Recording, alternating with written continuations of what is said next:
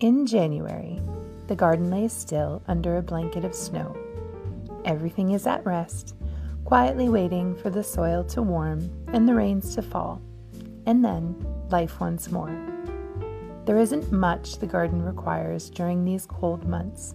Occasionally, when the snow has melted down, I'll sprinkle some coffee grinds around my roses, or scatter some ashes from the wood stove for some extra nutrients, but really, we just patiently wait.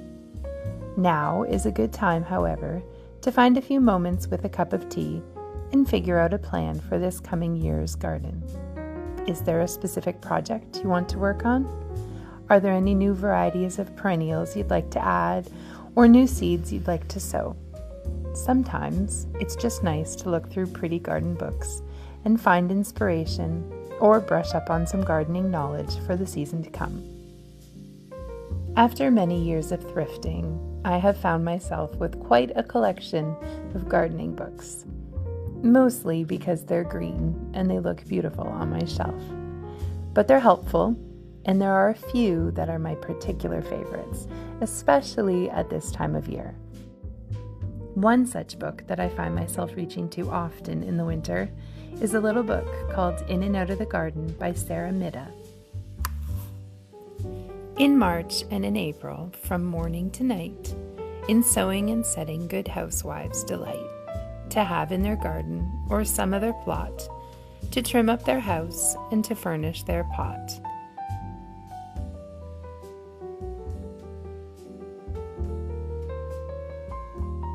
I especially love the charts on when to sow and how to grow some various vegetables from seed.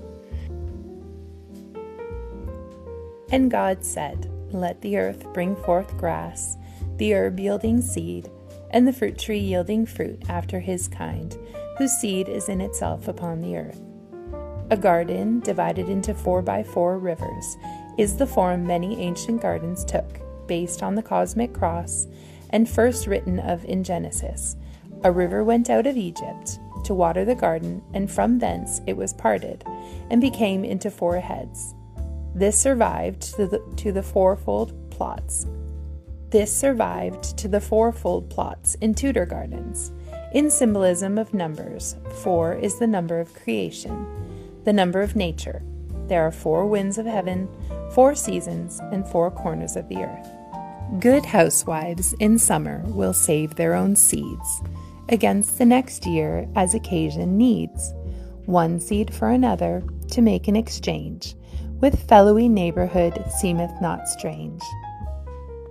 One of my most favorite pages is September in Dorset.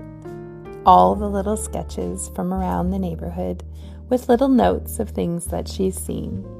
Dahlias behind cabbages, beans, and sweet peas all entwined. The beeman's garden meets the tailor's, where flowers burst forth through onions and beans. From the train, it is a journey of endless surprises.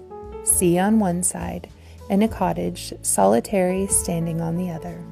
Garden cottage, nestled at the foot of the downs, almost hidden behind climbing roses. And the mystery of an overgrown orchard, the leaves frosted to the boughs, a reminder of summer past.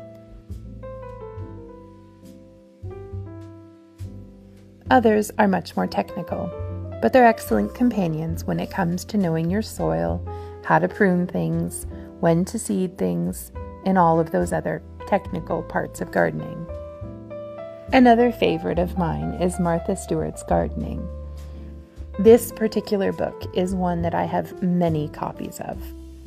It looks really beautiful displayed on a shelf, but one of my favorite parts of any book that I own is this particular inside cover.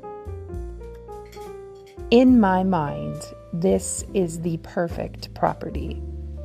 With its antique brick path leading up to the house, the croquet lawn and pool surrounded by saucer magnolias, a perennial garden, an old perennial garden, a rose garden, the chicken coop, a smokehouse, the orchard, the cutting gardens and sweet pea gardens, vegetable gardens, the east orchard, the iris border, and the rose trellis, followed by a hedge garden, and a new orchard, plum trees, the little chicken coop. There's a berry border, an Easter field, so many beautiful things. Before we know it, the time to sow seeds will be here.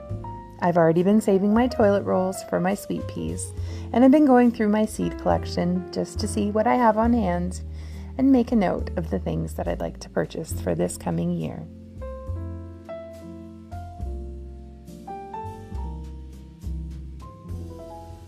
So whether you're new to gardening or you have a seasoned green thumb, I hope that you take some time this month to pull out some books and magazines and find some inspiration for the coming year.